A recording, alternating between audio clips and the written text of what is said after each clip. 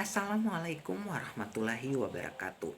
Salam Om Swastiastu, nama budaya, salam kebajikan. Yang terhormat dosen pengajar mata kuliah wawasan budaya yang saya sebut nama beliau Bapak Dolot Alhasni Bakung SH MH.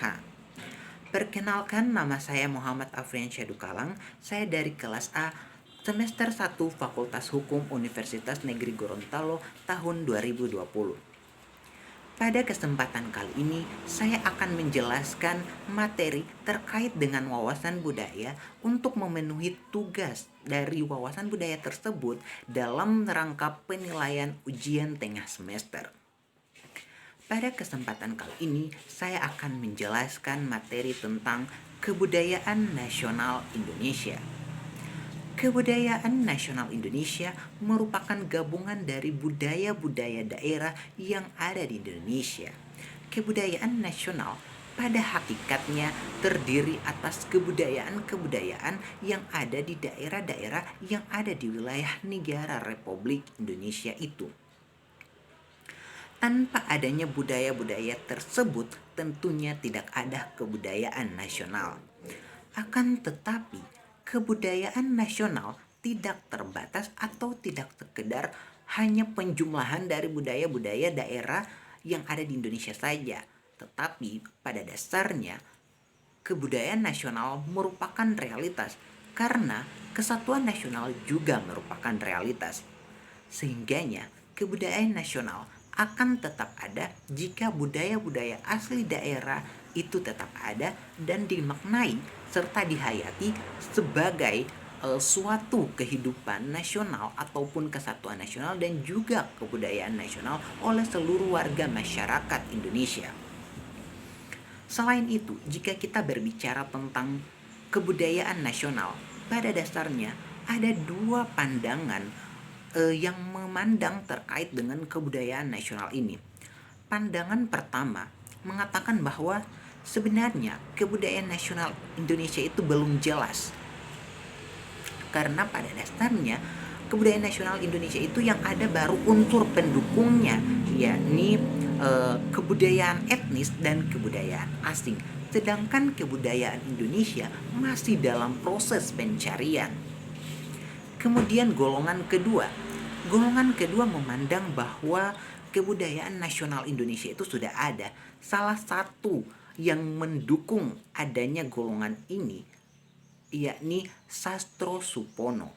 Beliau mengatakan bahwa kebudayaan nasional Indonesia itu sudah ada, di mana didukung oleh adanya Pancasila, Undang-Undang Dasar Negara Republik Indonesia tahun 1945, bahasa Indonesia, modernisasi, dan juga pembangunan-pembangunan yang terjadi di Indonesia.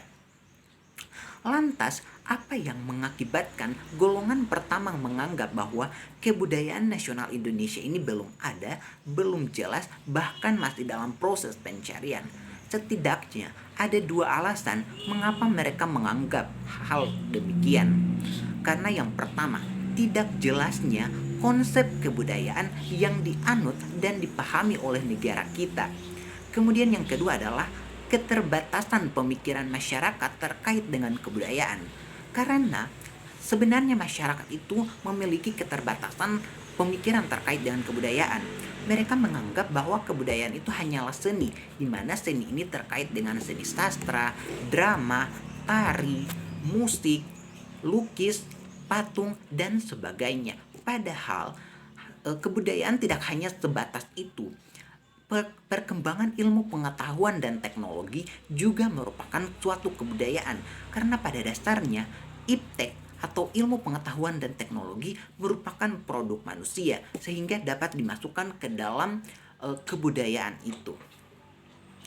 Selain itu, jika kita berbicara kebudayaan nasional Indonesia, maka tentu tidak dapat kita pungkiri bahwa kebudayaan nasional Indonesia juga diwarnai dengan adanya kebudayaan-kebudayaan asing atau kebudayaan-kebudayaan barat yang masuk ke Indonesia.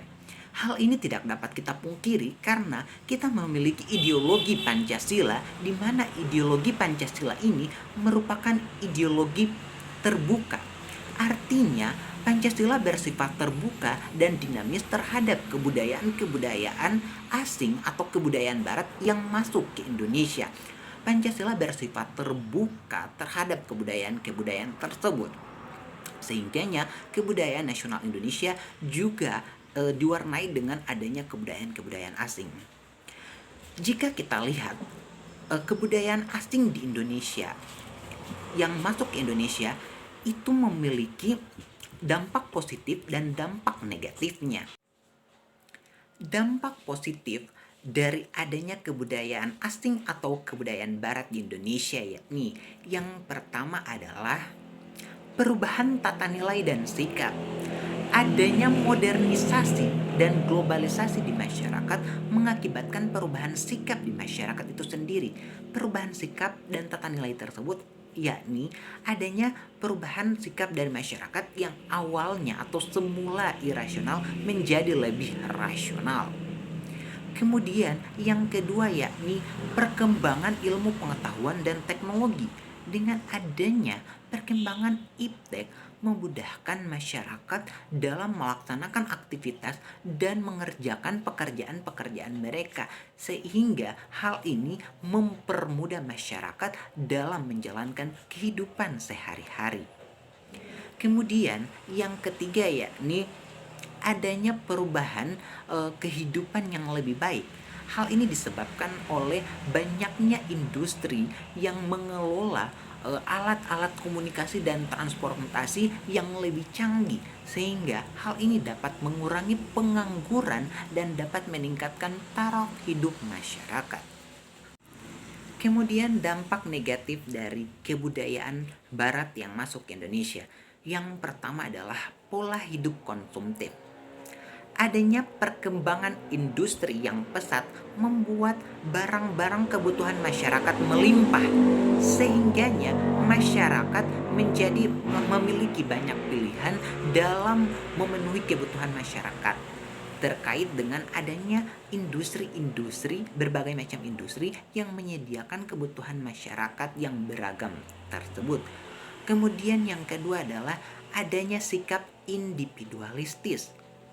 Adanya perkembangan teknologi yang memudahkan pekerjaan masyarakat, membuat masyarakat tidak membutuhkan manusia ataupun masyarakat lain dalam hal memudahkannya untuk bekerja.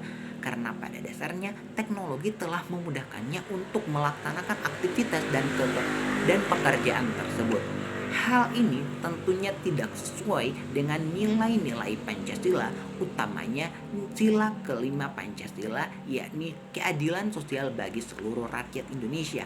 Mengapa? Karena pada sila kelima mengandung nilai gotong royong, di mana nilai gotong royong tersebut sudah ada sejak sebelum Indonesia merdeka, dan hal ini terlihat dari sikap para pendiri negara yang bergotong royong dalam mengusahakan kemerdekaan Indonesia. Kemudian yang ketiga yakni gaya hidup kebarat-baratan. Adanya kebudayaan asing yang masuk ke Indonesia membuat masyarakat Indonesia tendensi meniru gaya hidup orang-orang barat, sehingga hal ini membuat pergeseran sikap dan perilaku masyarakat Indonesia yang baik menjadi cenderung ke barat-baratan dan justru mengarah pada sikap-sikap yang buruk. Contohnya seperti adanya kebebasan pergaulan, narkoba, miras, dan lain sebagainya. Kemudian yang keempat yakni adanya kesenjangan sosial.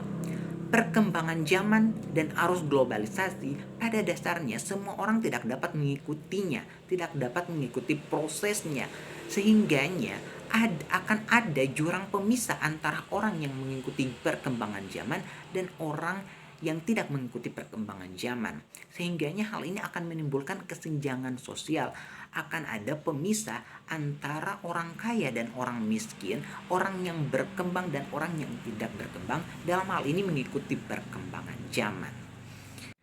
Berdasarkan materi yang telah saya jelaskan tersebut, maka kesimpulannya adalah sebagai masyarakat Indonesia, kita harus mampu mempertahankan kebudayaan nasional sebagai bentuk ataupun identitas nasional kita. Caranya adalah dengan memelihara, mengembangkan, dan melestarikan kebudayaan daerah sebagai salah satu kebudayaan nasional. Lantas, bagaimana dengan kebudayaan asing yang masuk ke Indonesia? Kita harus bersifat terbuka terhadap kebudayaan-kebudayaan tersebut. Karena pada dasarnya, kebudayaan tersebut juga memiliki dampak positifnya. Kita harus mampu bersifat kritis, terbuka, serta cerdas dalam menyaring nilai-nilai kebudayaan tersebut. Kita harus mampu mengambil nilai-nilai positifnya sehingga dampaknya positif pula. Jangan sampai kita terjerumus ke dalam hal-hal yang negatif sehingga akan berdampak negatif pula. Demikian dari saya, lebih dan kurangnya saya mohon maaf. Wabillahi taufiq wal hidayah. Wassalamualaikum warahmatullahi wabarakatuh.